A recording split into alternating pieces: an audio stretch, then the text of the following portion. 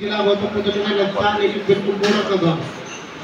मेरा गांव यहाँ से 5 किलोमीटर दूर है और यहाँ जो बड़े बड़े आंदोलन हुए हैं उन आंदोलनों में मेरी भूमिका रही है। करीब 24-25 मुकदमे हैं और 12-13 बार मुझे जेल जाने का मौका मिला। यहाँ से सबसे बड़ा आंदोलन था मैं समाजवादी पार्टी का, जब रूलिंग पार्टी थे, लाल सिंह जब चीफ मिनिस्टर थे, उस समय में यहाँ का महानगर का अध्यक्ष था। और उसके बाद हम लोग आंदोलन में आए। आंदोलन में पूर्व प्रधानमंत्री वीपी सिंह जी की हमें मदद लेनी पड़ी, क्योंकि यहाँ जो देश का मालिक है अंबानी, उस अंबानी ने अपना रिलायंस पावर का प्रोजेक्ट लगाया और ये मुस्लिम गाँव लेके आए, देहरा, खिचरा, पिपलाड़ा, उन गाँवों की जमीन गरीब लोगों की उनके पौने गाँव में अधिग्रहित कर। वो तमाम लोगों ने तब अपनी सामाजिक संगठन चलाते थे देहात मोर्चा के नाम से। उसमें बहुत सारे पत्रकार साथी थे, क्योंकि मैं पत्रकार का मेरा पेशा रहा 15-20 साल। उसी से हम लोग राजनीति में सामाजिक जीवन में आए।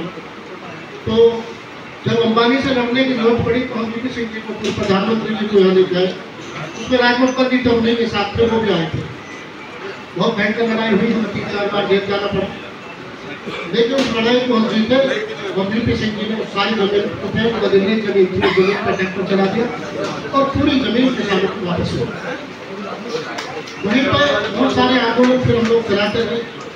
यह मुस्लिमों की बरात पिटी 94 में धौलानी, हम लोग लड़के खड़े होकर घाटे के खिलाफ बहुत सारे आंदोलन हुए। वाल्मीकि समाज के आंदोलन हुआ मेरे गाँव के 6 वाल्मीकि यहाँ गोलीगढ़ में एमपीपीसी का 6 लोग सीवर की सफाई में मर गए। हम लोग पूरा गांव लेके आजाद के लोगों को लेकर सीधा फॉर्म की राष्ट्रीय एरिया में फैक्ट्री वहाँ चले गए और 5 हमारे हाथ में की अपने काम करते थे। यदि 6 के 6 लोगों को कहाँ आपने रखा है, उनकी एक तो डेड बॉडी चाहिए और उसके बाद में उनका मुआवजा चाहिए, उनकी बेवाओं से नौकरी चाहिए। बड़ा आंदोलन हुआ। गौतम बुद्ध नगर के लोगों को नगर में गाजियाबाद के सामने दफ्तर है, 6 के 6 बेवाओं को नौकरी मिली। उनको उसको बुलाया श्रम उपायुक्त को और अपने सामने उनको फर्जी मजदूर दिखाते हुए, दर्शाते हुए 15-15 लाख के चेक रात को 1.5 बजे काम किया। बहुत बड़े डायरेक्शन आंदोलन में यह दिल्ली का शामिल होता है। आपको मुरादाबाद में वो हमें रोकी गई और वहाँ मुरादाबाद जेल भी मुझे जाना पड़ा उस आंदोलन में। उसके बाद बड़ा ऐतिहासिक काम हुआ आज़ादी के आंदोलन के पहले इतना हुआ ना बात में हुआ कि देश के गृह मंत्री के घर पे मेरे नेतृत्व में 1 घंटे तक कब्जा रहा अपने न्याय आरक्षण के बल। तो इस तरह के बहुत सारे सामाजिक आंदोलन है भूमिहीन है। गौतम बुद्ध नगर जिले में अकेला गाँव है जिसकी जमीन एक्वायर हो गई, उस जमीन को हम लोगों ने वापस लिया। उस लोग उस पर गुंडा लगी, NS से लगने वाली थी, लेकिन बहुत सारे, क्योंकि मैं वकालत करता नहीं हूँ पेशे से, लेकिन वकील हूँ, तो बहुत सारे लोग मेरे पक्ष में खड़े हो जाते थे। तो 1 रुपया किसी वकील को जाने की जरूरत नहीं, चाहे यहाँ हो या बागपत हो या मेरठ हो या अमरोहा में और या गौतम बुद्ध नगर, सब जगह लोग खड़े होके और मुझे 3-4 दिन 8 दिन 11 दिन में जेल में रहो, 11 दिन से ज़्यादा जेल में रख नहीं पाई। तो इस तरह का आंदोलन का मेरा रहा। भाई ने 2019 में अचानक एक दिन फोन किया तो भाई हमें आपकी जरूरत है। जब मैं उन दिनों बहुजन समाज पार्टी में था, मेरा टिकट था मुरादनगर सीट पर वो, लेकिन जैसा कि सब जानते हैं अध्यक्ष जी, वो काट दिया बहन रस्ते में 2015 में। मैं निजाम भाई बैठे, इनके बड़े भाई जवाहर चौधरी वहाँ से विधायक थे, वो चाहते थे कि उस सीट को छोड़ दो, मोदीनगर लड़े।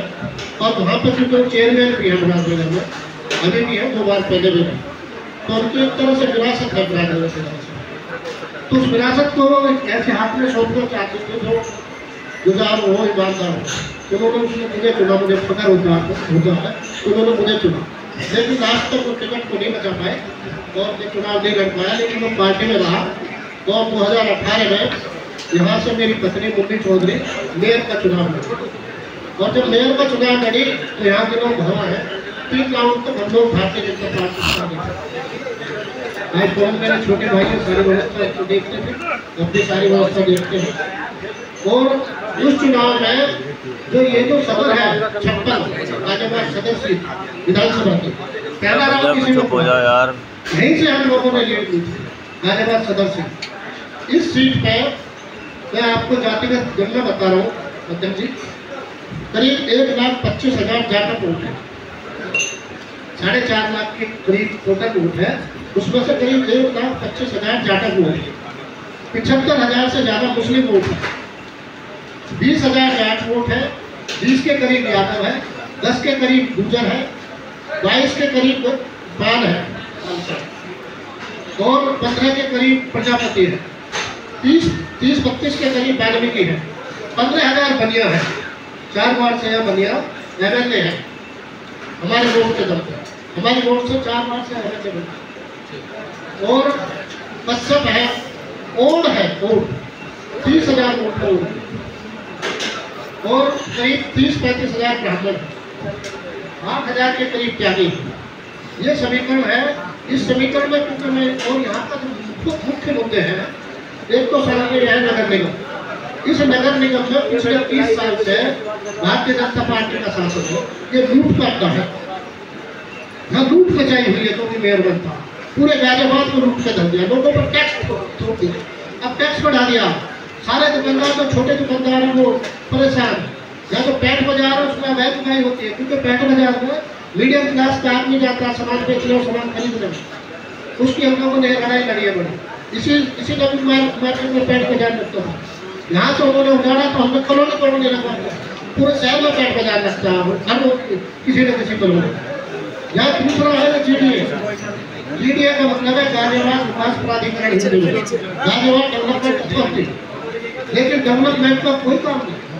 आज तक ये प्रॉपर्टी डीलर बना हुआ क्यों? आज तक जीडीए ने कोई स्कूल कोई अस्पताल नहीं बनाया। डेवलपमेंट का मतलब है आप स्कूल बनाओ, सड़क बनाओ, अस्पताल बनाओ, वो जो जन कल्याणकारी चीजें हैं उनको बनाओ, लेकिन कोई काम नहीं करता। केवल यहाँ प्रॉपर्टी डीलिंग का काम करता है, जो छोटे मोटे लोग करोड़ी काटते हैं उनको घुमा के बता के क्या आपको नक्शा पास कराना, आप अवैध हो। वैध अवैध अपने आप में परिभाषा गठित कर रखी है। जो दबंग लोग थे, अपराध कम हुआ इससे, प्रॉपर्टी के जो कारोबार में लोग हैं, मैं उनकी खुली हिमायत करता हूँ प्रॉपर्टी डीलिंग से, क्योंकि वो सस्ते में आवास उपलब्ध कराते हैं गरीब जनता को। वो ना हो तो ये जो विकास प्राधिकरण है इनके तो रेट इतना ऊंचे हैं, गरीब आदमी उसको दे नहीं सकते, आवास ले नहीं सकता। तो उसके खिलाफ हमने लड़ाई लड़ी है, इसके खिलाफ लड़ाई लड़ने ताकत नहीं। यहाँ और बड़ा मुद्दा जो शिक्षा का जिक्र किया अध्यक्ष जी, मेरे भाई कौन मेरे साथ है, गाजियाबाद पेरेंट एसोसिएशन बनी हुई। यह ज्यादातर जो स्कूल है प्राइवेट स्कूल में भारतीय जनता पार्टी के लिए खोल हैं, और उनमें अभी एक बड़ी लड़ाई झगड़ करने के बाद में RTE बना था, right to education. Right to education में 25% बच्चों का, गरीब बच्चों का एडमिशन करना उनकी जिम्मेवारी है, ये कानूनी अधिकार है, कानूनी अधिकार बना हुआ। गाजियाबाद में 59,000 के नौकरी से बनते हैं, सब अप्लाई करते हैं, उसमें अप्लाई करने के बाद में उनके तादाद बहुत ज़्यादा है, उसमें कई लाख करोड़ तक भी पहुँच जाती है पूरे जिले में, तो डिमांड पहुँच जाती है। तो वो बाहर के जिलों की भी गाजियाबाद में, क्योंकि कई ब्रांड बहुत सारे ब्रांडेड स्कूल हैं। यहाँ 59,000 नौकरी निकली इस बार, 59,000 में से उसकी PS से जांच करता है कि यह बच्चा एलिजिबल है कि नहीं है। जो एलिजिबल हो गया उसकी और कोई जांच नहीं कर सकता, ये एक्ट में प्रावधान तो एक्ट में पड़ा हुआ, क्योंकि हम उस पर काम कर रहे हैं शिक्षा के क्षेत्र में पिछले 11-12 साल। तो ये सारे प्राइवेट स्कूल को लूट बचा रहे हैं, ड्रेस के नाम पे, फीस के नाम पे, ट्रांसपोर्ट के नाम पे, और पता नहीं क्या क्या, कई स्कूल खोलते, कई स्कूल खोलते, फ्रेंचाइजी भी आई DPS की, बड़े बड़े स्कूलों की, बिरला की। तो उन स्कूलों में केवल 50% एडमिशन हुए, अभी 50% एडमिशन नहीं हो पाए। जो एलिजिबल है जिनको BSc ने अपनी लिस्ट में फाइनल कर दिया, हमारी लड़ाई चल रही है, रोज उसको घेरते हैं BSc में। अभी पीछे है DDPS है, जो हुकम सिंह मंत्री थे उत्तर प्रदेश सरकार में, उनकी बेटी है मृणालिका सिंह, उनका है वो स्कूल। उस स्कूल में उन्होंने कहा, उन्होंने एक और नया स्कूल खोल दिया जंगल में, उन्होंने कहा ये बच्चे वहाँ पढ़ेंगे। उस पर सारे पेरेंट्स को परेशान हो गए, हमसे संपर्क किया, हमने कहा वहाँ भी पढ़ेंगे, यही पढ़ेंगे, यहाँ की फीस दिए, यहाँ एडमिशन दिया, यहाँ की सहूलियत देख के आपने एडमिशन दिया। उसका बड़ा आंदोलन चला 15 में, भैंस मारनी पड़ी, गधे मारने